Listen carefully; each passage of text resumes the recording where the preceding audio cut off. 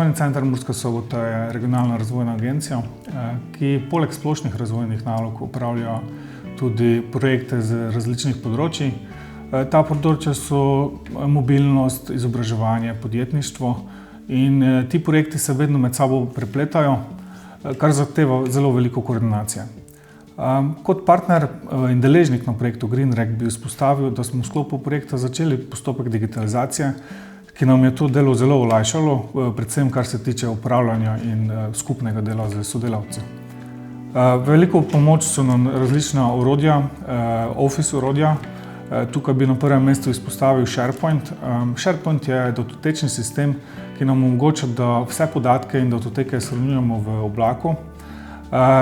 Prednost tega pa je, da ni nobene bojazni, da bi se podatki izgubili, ker so v primeru, da bi se računalnik poškodoval ali izgubil, so ti podatki vedno na varnem. Druga prednost, ki bi jo izpostavil, je to, da lahko delamo na dokumentu več ljudi hkrati. To pomeni, da lahko tako rekoč v živo urejamo en in isti dokument tudi do 5-6 oseb hkrati. Prej pa je bilo za to potrebno veliko več časa, saj si ga mora poslati po elektronski pošti, počakati odziv in potem lahko prišlo večkrat, ne samo da je to trajalo več časa, tudi do kakšnih večjih napak. Mogoče tretja prednost tega je pa tudi, da do teh informacij, podatkov lahko dostopamo kadarkoli in od kjerkoli.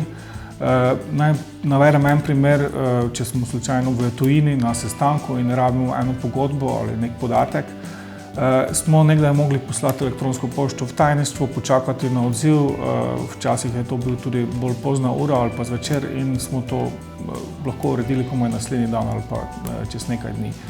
Sedaj lahko v nekaj sekundah preko ali svojega osebnega računalnika, pametnega telefona ali pa tudi drugega računalnika, kjer uporabim samo svoje uporabniško ime in geslo, dostopam do teh podatkov in zadevo takoj na licu mesta uredim.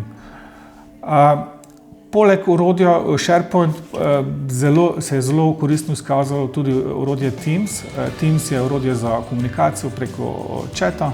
Tukaj lahko uredimo tudi manjše ali večje skupine sodelavcev, kjer lahko ali skupno delamo na dokumentu, saj so orodja med sabo povezana. Lahko tudi izvajamo videokonference, delavnice, kar se je zelo koristno izkazalo tudi v tem času, ko so omejitve potovanj in zbiranja ljudi. Še ena aplikacija je Izmene. Izmene služi kot orodje, kjer beležimo prisotnost sodelavcev.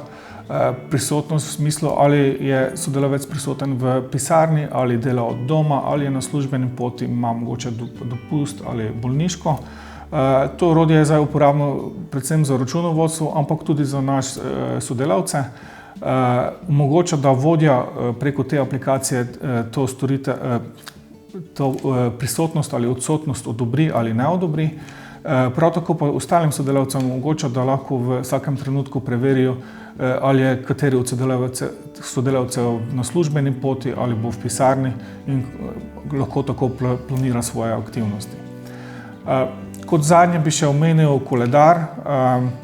Koledar je zelo močno orodje, poleg tega, da samo vnašamo svoje opravila, aktivnosti, sestankov, ki si jih moramo planirati za prihodnje.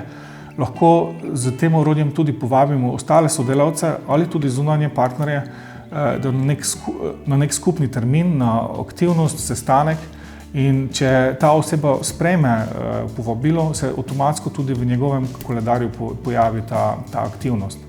Zdaj, če malo povzamem, kaj nam je ta digitalizacija prinesla z vidika trajnosti, je na prvem mestu to, da ne rabimo več tiskati ogromne količine papirja. Vsi podatki so sedaj shranjeni na oblaku, ne rabimo več polnih fasciklov v omarah.